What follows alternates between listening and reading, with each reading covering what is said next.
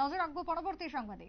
বাঙালিদের অধিকার সহ বিভিন্ন দাবিকে সামনে রেখে আমরা বাঙালির পক্ষ থেকে আজকে সাংবাদিক বৈঠক। বিশেষ করে বর্তমানে বাংলাদেশে যে ঘটনা চলছে, সংখ্যালঘুদের নিরাপত্তার সেখানে একেবারেই নেই, অন্যদিকে দাঁড়িয়ে জনজাতিদের উপর সেখানে আক্রমণ শুরু হয়ে গেছে, ফলে এক প্রকার হাহাকার পরিস্থিতি। আর সেই জায়গায় দাঁড়িয়ে রাজ্যে প্রতিবাদের সরব আমরা বাঙালি নেতৃত্ব মিছিল করে তারা শহরের পথ পরিক্রমা করলো। বনমালীপুর কার্যালয় থেকে শুরু হয় তাদের এই মিছিল। আমরা বাঙালির পক্ষ থেকে রাজ্য নেতৃত্ব গৌরাঙ্গ রুদ্রপাল কি জানিয়েছেন শুনুন।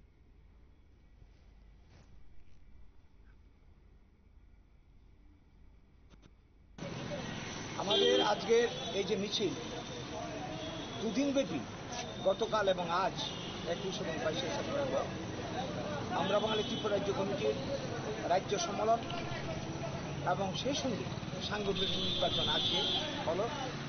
এই সাংগঠনিক নির্বাচনের মধ্য দিয়ে আমরা আগামী 2 বছরের জন্য আমাদের নতুন রাজ্য কমিটি আমরা তৈরি করব।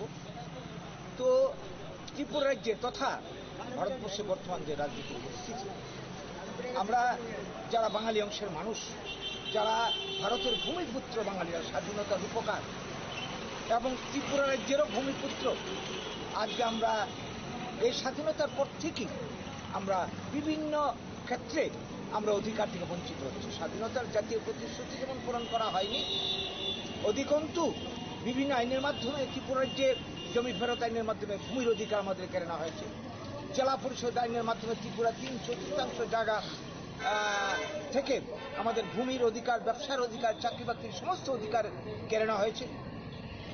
সেই সঙ্গে এই রাজ্য ত্রিপুরা সহ গোটা উত্তর পূর্বাঞ্চল তথা ভারতবর্ষের বুকে আসামের মধ্যে আজকে কি চলছে, উত্তর পূর্বাঞ্চলে কি চলছে, ত্রিপুরার যে পরিস্থিতি, বাঙালির উপর অধিকার উপর আঘাত, জীবনের উপর আঘাত, সেইখানে একই অবস্থা চলছে।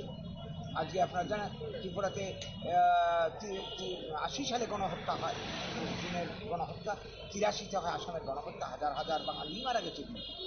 এবং এখানে যেমন আজকে বাংলাদেশি স্লোগান দিয়ে এখানে গোবেক বাঙালিদেরকে এখান থেকে উচ্ছেদ করার জন্য একটা স্লোগান উঠেছে, একটা রাজনৈতিক চক্রান্ত চলছে অসমের বুকে। এনআরসিকে কেন্দ্র করে আমরা দেখলাম 2019 সালে প্রায় 20 লক্ষের কাছাকাছি মানুষকে বিদেশি করা হয়েছে, যার মধ্যে মানে অধিকাংশই ধরতে গেলে প্রায় 90% উপর বাঙালি, এর মধ্যে 13 লক্ষের কাছাকাছি হিন্দু বাঙালি, বাকিরা মুসলিম বাঙালি এবং অন্যরা কিছু রয়েছে। এইভাবে আমরা লক্ষ্য করছি কি বিভিন্ন আইনের দ্বারা ত্রিপুরার বাইরেও অসম, উত্তর পূর্বাঞ্চল, গোটা ভারতে আজকে আমরা মার খাচ্ছি।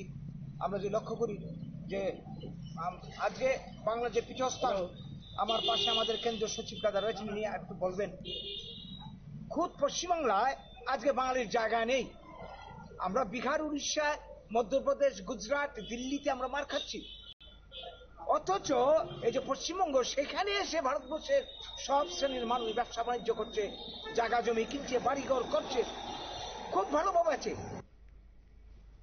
আপনারা শুনলেন আমরা বাঙালির পক্ষ থেকে বক্তব্য উঠে এসেছে গৌরাঙ্গ রুদ্রপালের। তবে তারা এই পরিস্থিতির তীব্রভাবে নিন্দা জানিয়েছেন, ধিক্কার জানিয়েছেন, অনতি বিলম্বে ব্যবস্থা গ্রহণের দাবি, না হলে তারা আগামী দিনে আরো বৃহত্তর আন্দোলনে যাবেন, এমনটাই বক্তব্য উঠে আসছে আমরা বাঙালির পক্ষ থেকে। ছোট্ট বিরতির পর ফিরে আসবো, সঙ্গে থাকুন।